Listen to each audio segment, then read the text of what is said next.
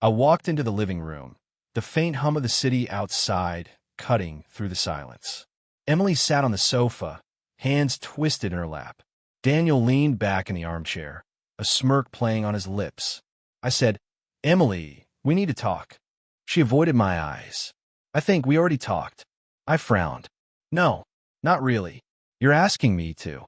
Daniel cut in, voice smooth. "She doesn't have to explain anything to you. Not tonight." I felt the room shrink. "Explain what?" "That you want me to take the fall for your mistakes." Emily flinched. "It's not his fault. I mean, I can't let this ruin the company." I shook my head. "You mean your family? My career, my reputation, you want me to throw away for them?" Daniel leaned forward, eyes cold. "You knew the risks. Emily's family comes first." I laughed bitterly. "And I come second? Always second." Emily's voice trembled. I can't watch everything my family built collapse. I need you to understand that." I swallowed hard, trying to make sense of it. "Understand? I've supported you, defended you, stayed silent while your brother screwed up deals, and risked everything. And now I'm supposed to just agree?" She bit her lip. "Please, just do this for me. For all of us." "For all of you?" "Not for me." My voice cracked. "Do you know what it feels like to lose someone you trusted completely?" Daniel smirked, leaning back. "We're not asking for your feelings. We're asking for your cooperation." I felt the weight of betrayal settling over me. "Cooperation? You're asking me to be your scapegoat." Emily's eyes welled. "It's temporary. I promise. It's just this one time." "One time," I echoed, disbelief choking my words. "Do you even hear yourself?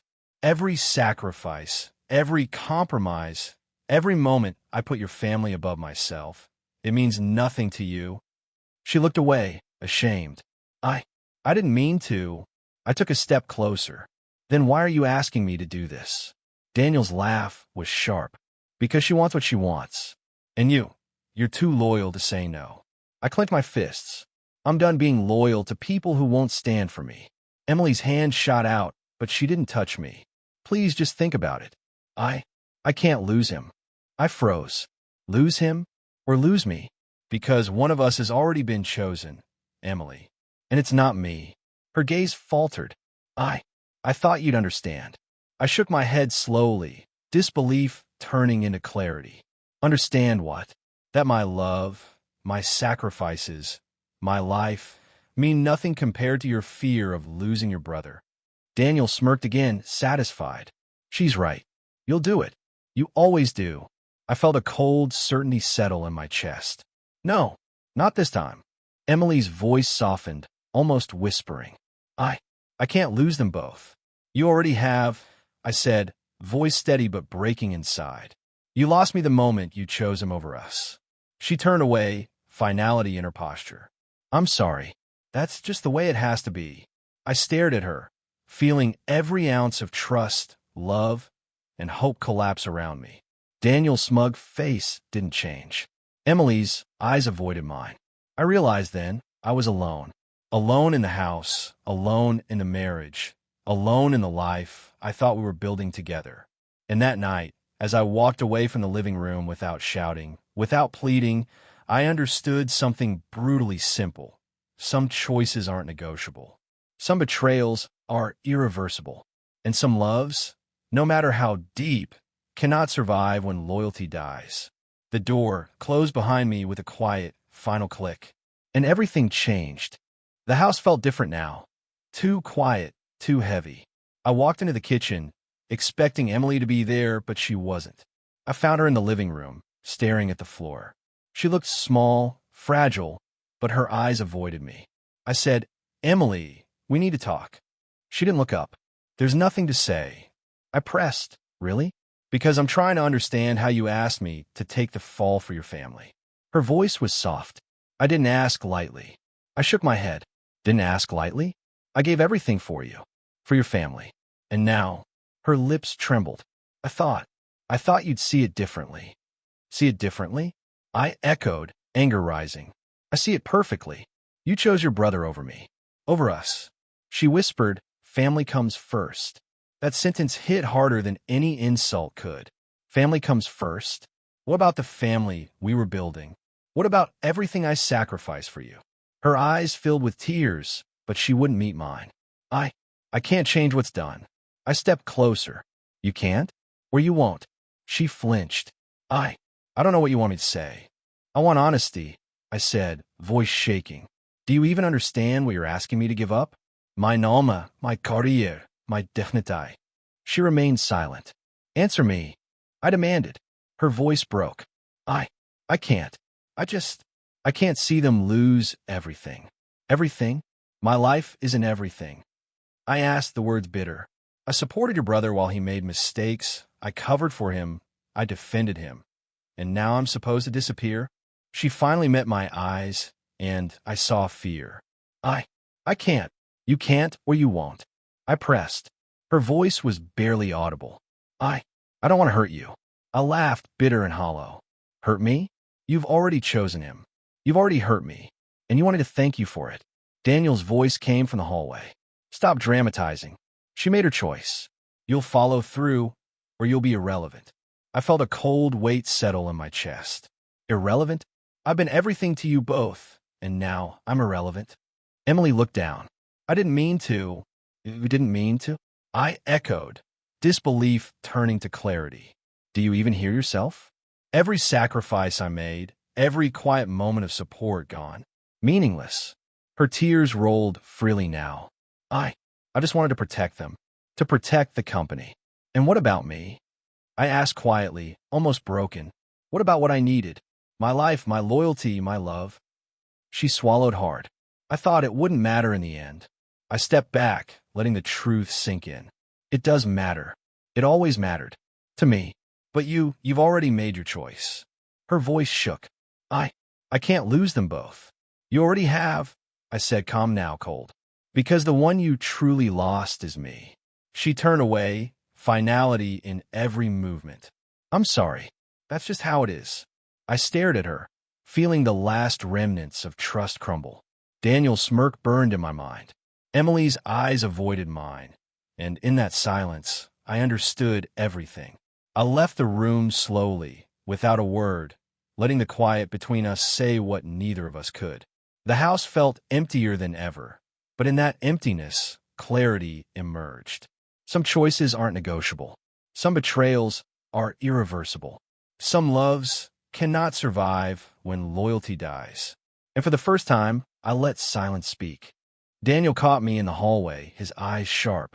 We need to talk. Alone. I stopped. What is this about? He smirked. You know, that little problem you're supposed to solve.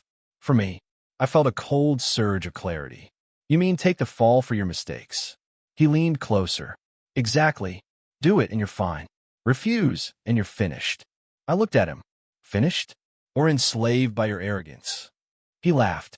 Arrogance? That's rich coming from someone who owes everything to my sister and me. I owe you nothing, I said, voice low but firm. I've given, sacrificed, and stayed silent. Enough is enough. Daniel's eyes narrowed. You don't understand consequences. Understand perfectly, I replied. I won't be your scapegoat. I won't ruin myself for your pride. He leaned back, amused. You'll regret this. I shook my head. I'll regret letting you dictate my life. That's all. Later, I found Emily in the kitchen, preparing tea as if nothing had happened. Emily, I said quietly, we need to talk. She froze. I don't know if. I'm leaving. I interrupted steady. Not yelling, not pleading. I'm leaving. Her eyes widened. Leaving? But you can't. I can. And I will, I said. I can't stay where loyalty is one-sided, where love is conditional. Her voice broke. I thought you'd fight for me. I fought, I said softly. I just fought for the wrong people. And I won't anymore. She opened her mouth, but I didn't wait for excuses. I packed a single bag, the essentials only. My hands moved mechanically, but my mind felt clear, free. Mark called as I zipped the bag. Everything okay? I exhaled. Better than okay. I'm finally doing what I should have months ago. He paused. Leaving her? Yes, I said firmly. Leaving both of them, actually. The damage stops here. I choose myself. He chuckled softly. About time. You've carried too much for too long. I carried enough to know the weight of loyalty, I said, and who deserves it. Mark said nothing. I appreciated that. Words weren't necessary. Support was. I stepped at the door. Emily appeared behind me. Please, can't we? No, I said, final. Not this time. I'm not negotiating anymore. I won't argue. I won't explain. Tears filled her eyes, but she didn't try to stop me. I felt the weight of months, maybe years, lifting as I walked through the door. Mark was waiting outside, car engine running. Ready? He asked. I nodded. Ready. The city smelled like rain and possibility. Not fear, not regret. Possibility. As we drove away, I thought about what I'd just done. Not betrayal, not cowardice. Survival, dignity, freedom. I didn't look back. Not at Emily, not at Daniel, not at the life I thought I had. For the first time in a long while, I felt the quiet certainty of my own decisions. Mark glanced at me. You okay? I'm better than okay, I said. I'm free. And for the first time, I truly believed it. The past stayed behind. I stayed moving forward. No anger, no bitterness. Just me. Finally me. Every mile confirmed it. Leaving was not losing. It was reclaiming. And I would not compromise that again. Mark's apartment smelled faintly of coffee and old books. I dropped my bag by the door and slumped onto the couch. You okay? Mark asked, handing me a mug. I stared at the steam rising. I don't know yet. Feels like I left pieces of myself behind. He nodded. You'll find them again. Slowly, I sipped the coffee. Bitter but grounding. I just don't know where to start. Start small, he said. Small steps. The next morning, I reported to my new job, a position far below my old life. Mr. Thompson met me at the door. You're late, he said, tone clipped but fair. Sorry, first day nerves, I muttered. Excuses don't run this office. Work does, he said, walking past. I swallowed pride. Understood.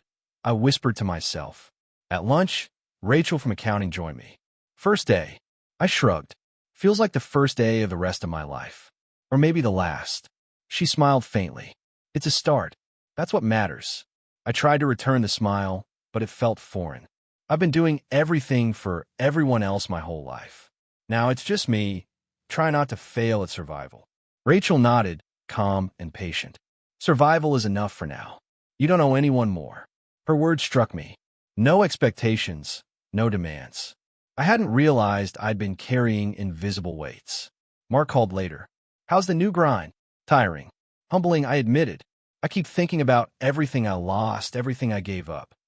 You're not giving up. You're building, Mark corrected. Piece by piece. I exhaled, letting the thoughts settle. Maybe he was right. That night, I sat on the balcony, the city lights reflecting my quiet reflection. My phone buzzed with news alerts. Daniel's latest misstep, investors pulling back, whispers of investigation. I read it. My chest remained calm. No joy, no satisfaction, detachment. Mark joined me with 2 beers. Not celebrating? I shook my head. I don't need to. Karma unfolds on its own. I'm busy reclaiming myself. Rachel's text pinged. Coffee tomorrow? I smiled. Sure. Conversation without judgment. Maybe that's what I need most. The days blurred. Work, small talks with Rachel, evening calls with Mark. Every repetition built a rhythm, a sense of control I hadn't felt in months. One afternoon, Mr. Thompson called me into his office. You're improving faster than I expected. I nodded, trying not to show pride. I appreciate it. I'm learning. You're learning discipline, yes, but also patience. I glanced out the window. Patience with myself. He leaned back. Mostly, the rest comes later. Later, I walked home slowly. The apartment felt quiet but safe. My reflection in the hallway mirror showed a man still raw but steady. Not healed completely, but moving forward. I opened my laptop. Daniel's name flashed in the news again. Recklessness. Losses. Headlines screaming downfall. I leaned back. Not mine to celebrate. Rachel called that evening. How are you really? Better than yesterday, I replied, still finding my voice. She laughed softly. It's good to hear you speak it. I realized then that rebuilding isn't about revenge. It's about restraint, self-control, small victories no one sees. I poured a glass of water and raised it to the empty room. to nothing, and everything I'll rebuild from it. Mark knocked on the door. You look lighter. I feel lighter, I said finally. Step by step, day by day, I'm starting over. With nothing. But that nothing is mine. For the first time, freedom didn't scare me. It invited me. And I accepted. My phone buzzed. Emily's name flashed across the screen. I stared at it, my thumb hovering over answer. Hello, I said finally. Please, I need to talk, she whispered, fragile and weak. I inhaled slowly. Talk about what? Her voice shook. Everything. Daniel, the company, it's falling apart. I remained quiet, letting the words hang. And you think I should fix it? I need you. You always knew what to do. You always did this, I said calm but firm. Whenever things went wrong, you reached for me. Not for help, but for shelter. And now you're weak because you didn't take responsibility. There was a pause. I didn't know what else to do. I let a moment pass. Do you even realize how many times I carried your mistakes? Covered for Daniel? Protected you both. I'm sorry, she whispered, voice trembling. Stop. I interrupted. Sorry doesn't undo betrayal. Sorry doesn't erase your choice. And sorry doesn't mean I'm here for you again. Her silence was heavy. But no, I said. I won't be your refuge anymore. Not now. Not ever. You made your bed. Now live in it. I never meant to hurt you, she said quietly, almost pleading. I shook my head, though she couldn't see it. Meaning doesn't matter when actions speak louder. And your actions broke me. Broke us. I'm not a safety net anymore. I ended the call before she could argue. My chest was steady, my mind clear. Detachment had replaced the ache of longing. Later, Mark leaned back on the couch. You answered, yes. But I didn't let her speak herself into control, I said. I don't exist to fix her mistakes. Or his. He nodded approvingly. Sounds like the old you is finally gone. I don't miss him either, I said quietly. Daniel. Every arrogant smile, every calculated word, it's backfiring on him now. I can see it. The news alerts on my phone confirmed it. Daniel was officially under investigation. Investors were pulling back. Deals collapsing. Headlines hinted at chaos. I exhaled. It's not revenge. It's not satisfaction. Just consequences finally catching up. Rachel called during lunch. You're quiet today. I smirked faintly. I realized something. I'm free. Free from expectation, from obligation, from fixing the unfixable. She chuckled softly. That sounds peaceful. It is, I admitted. For the first time, I'm watching the world shift without having to intervene. Karma has a way of working itself out. I just observe. Mark leaned over, shaking his head with a grin. You've gone full zen. Detached and unbothered. Better detached than broken, I replied. The afternoon passed with quiet satisfaction. I didn't celebrate Daniel's downfall. I didn't gloat at Emily's growing panic. I simply noted it, mentally cataloged it, and returned to my own life. That evening, Emily sent another text. Please, can we talk tomorrow? I didn't respond. Silence had become my tool, my authority, my peace. I poured myself a cup of coffee and looked out the window.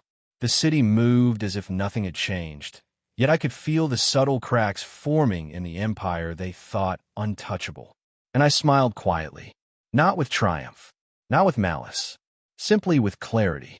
I no longer needed to fix, to argue, to intervene. The power shift was happening, naturally, and I was finally untouchable, even from those I once loved. For the first time, I was entirely mine. The knock on my door was soft but insistent. I opened it to find Emily standing there, eyes red, tears streaking her cheeks. I needed to see you, she whispered. I stepped aside. Come in. My voice was calm, steady. She entered, fumbling with her hands. I made a mistake. I chose wrong. I nodded slowly, studying her. You did, and yet you're still defending him. My brother, he didn't mean.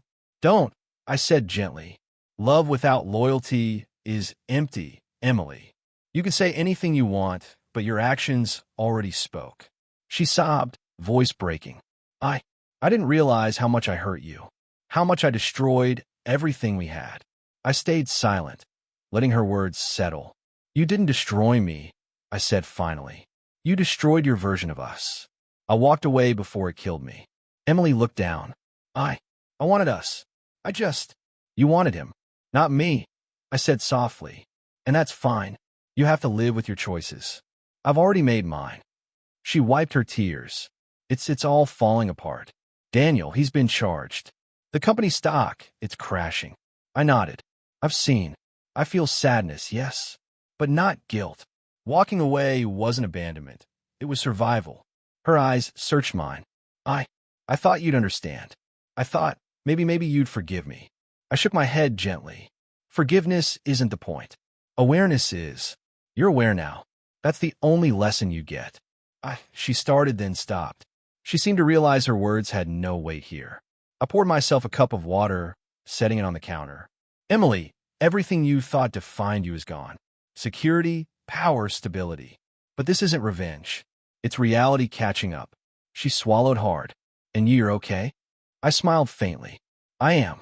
Because I chose myself before losing everything to people who never valued me. That clarity, that's peace. She flinched at the calmness in my voice, as if she expected anger. I never wanted this. I know, I said softly. But wanting isn't enough. Loyalty is. Actions speak. You failed the measure that mattered. Emily's voice cracked. Do you hate me? No, I said firmly. I don't hate you. I'm more when I thought we could be, yes. But hate would mean you still control me. You don't. She looked away, shoulders slumping. Silence stretched between us, heavy and final. I need to go, I said finally. You need to live with this. I need to live with my life. Apart from it all. Emily nodded, tears continuing to fall. I understand. I really do. I stepped to the door.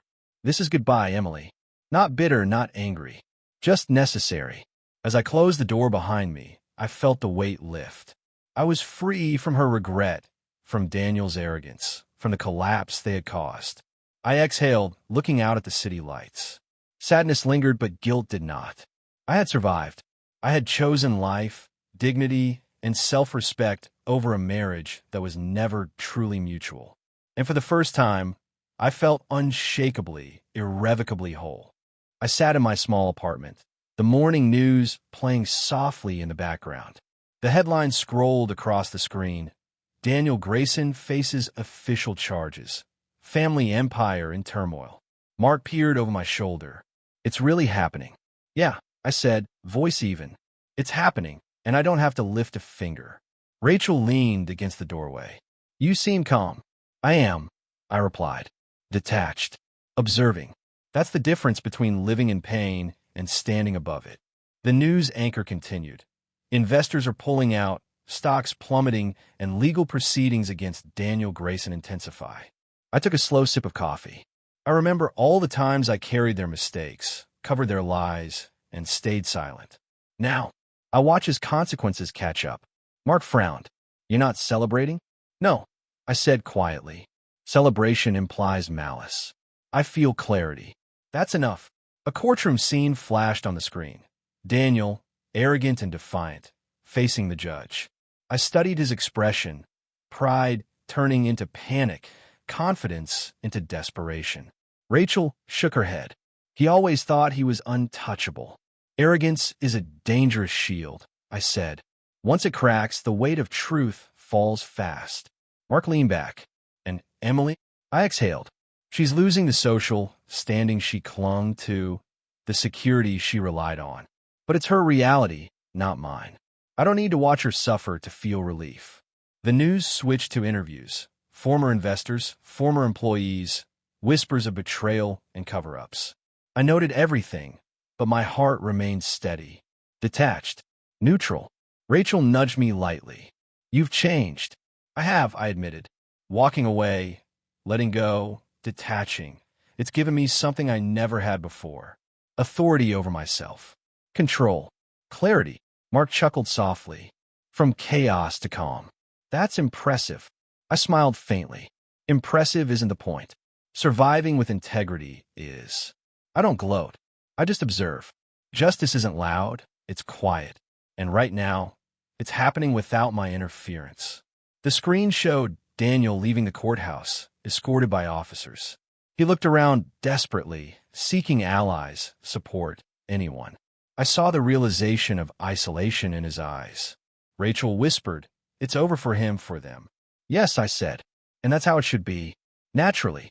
No scheming. No interference from me. Their choices brought them here." Mark set his mug down. "So what now? Do you feel satisfied?" I shook my head. Satisfaction implies a victory over someone. I don't want that. I want peace.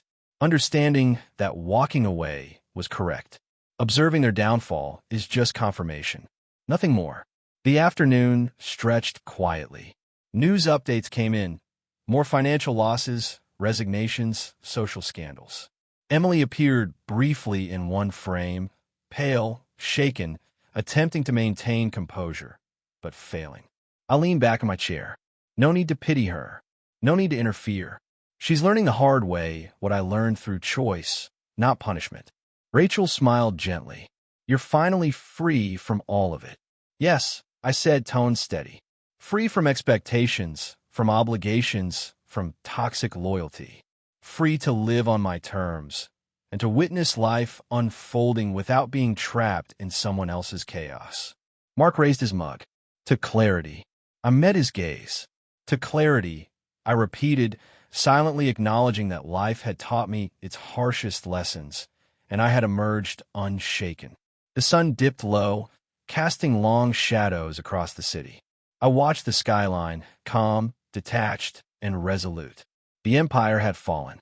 The chaos unfolded. But I remained untouched, steady, clear-minded, and free. No anger, no revenge, no triumph. Just life observed and a future finally my own.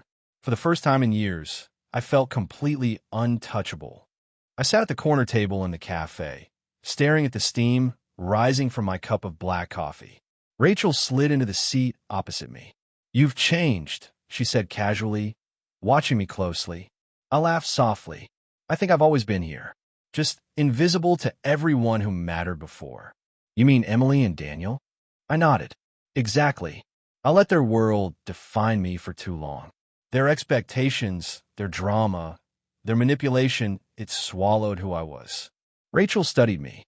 "And now I define myself," I said firmly. "I still have flaws. I make mistakes, but I don't hand over my worth to anyone else anymore." She smiled, eyes warm. "That's powerful. Hard-earned." I looked out the window, watching people pass, oblivious to the chaos I'd left behind. It took losing everything I thought mattered to realize what really does. Rachel tilted her head. "And what is?" I considered that. "Integrity, clarity, control over my own choices. Not approval, not validation, not revenge. Just me." She nodded, quiet, letting me speak without interruption. "So, no thoughts of getting back at them?" "None," I said firmly. "Revenge is a luxury for the weak. Peace is stronger. Walking away from toxicity, that was my revenge in a sense. But it wasn't malicious. It was self-preservation." Rachel leaned back. "You've come a long way." "I have," I admitted.